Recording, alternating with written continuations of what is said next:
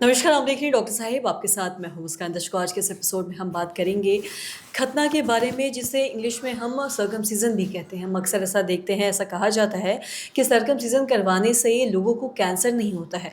आज हम इसी पे तमाम जानकारी लेंगे और ये जानेंगे कि इसमें कितनी सच्चाई है। और इसे पे खास बातचीत करने के लिए आज हमारे साथ मौजूद है डॉक्टर अजय कुमार। आपको बता दें कि यूरोलॉजिस्ट सोसाइटी ऑफ इंडिया और इंडियन मेडिकल एसोसिएशन के पूर्व अध्यक्ष हैं और साथ ही साथ ये बिहार ही नहीं, देश भर के जाने माने यूरोलॉजिस्ट हैं। सर नमस्कार, बहुत बहुत स्वागत है आपका।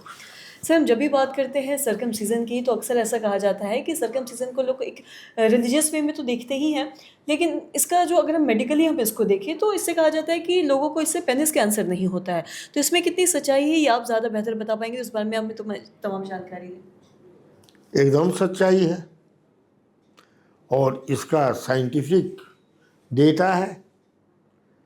ज्यूज में, यहूदियों में बच्चा पैदा होते खतना कर दिया जाता है।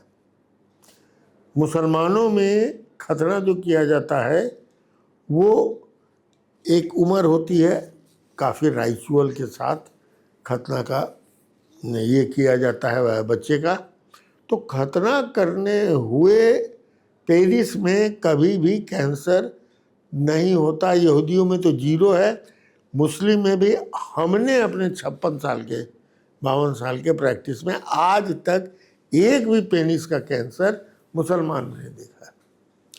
जो भी कैंसर हमने देखा है वो जिनमें खतना नहीं हुआ रहता है, और उसका कारण एक स्पष्ट कारण है, बाकी छोड़ दीजिए, कि पेनिस जो है चमड़ा ग्लांस जिसको कहते हैं, अग्रभाग जो पेनिस का होता है उस पर चमड़ा चढ़ा रहता है।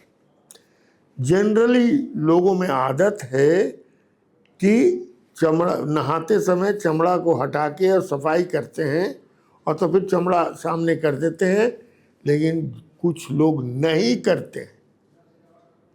चमड़ा वैसे ही चढ़ा रहता है और उस चमड़ा के चढ़ने के वजह से जो मर्द लोग हैं जानते हैं कि उसके अंदर एक स्राव निकलता है जो उजला उजला होता है, उसको स्मेग्मा कहते हैं।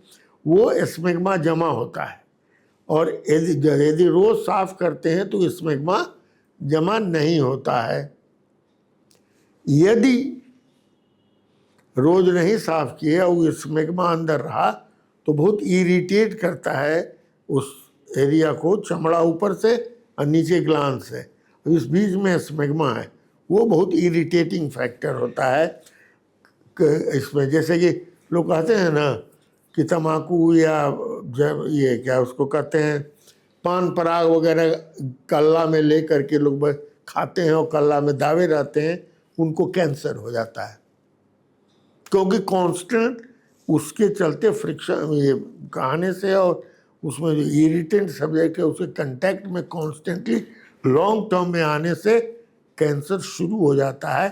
और सबसे बड़ा प्रॉब्लम वो और है, जो लोग चमड़ा नहीं खुलते हैं, चाहे जिनका नहीं खुलता है और उसके लिए बॉदर नहीं करते हैं, तो उनका कैंसर जो है वहाँ जब निकलता है तो बढ़ना शुरू करता है, और बढ़ता है तो उनको पता नहीं लगता है शुरू में।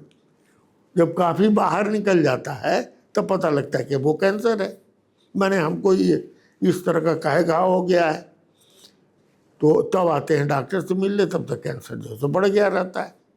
इसलिए ये पक्की बात, जो जिसका चमड़ा रहबे नहीं करेगा ऊपर तो रोज ऐसे ही साफ होगा, वहाँ स्मेग्मा जमे नहीं होगा तो कोई दिक्कत नहीं होती है। इसलिए हमेशा मैं कहता हूँ छोटे बच्चों को, और आजकल एक और फैशन हो गया है, पहले दादी नानी हुआ करती थी तो फैमिली कंजॉइंट होती थी, तो बजाबता बच्चे को नहाने के पहले, उसको नहवाने के पहले उसका चमड़ा खोल करके और उसको साफ करती थी, और उसमें नारियल का तेल या गांव वाला कोल्हू के सरसों का तेल लगा करके फिर ऊपर कर देती थी, हमेशा ठीक रहता। आजकल की फैशनेबल मदर आज एक तो जानती नहीं है और दूसरा जो है वो छूना नहीं चाहती है। एक को बउआ है, कैसे छुए, तो छूना नहीं चाहती है। उसका चमड़ा जो है जरूरी नहीं है कि एकदम बंद हो गया हो, सट जाता है जाके ग्लांस में, और उसके अंदर स्मेग्मा जमा होता रहता है। शुरू में तो उसके चलते बाकी सब वो हमेशा चिल्लाता है कि हमको नोच रहा है, ये है वो है।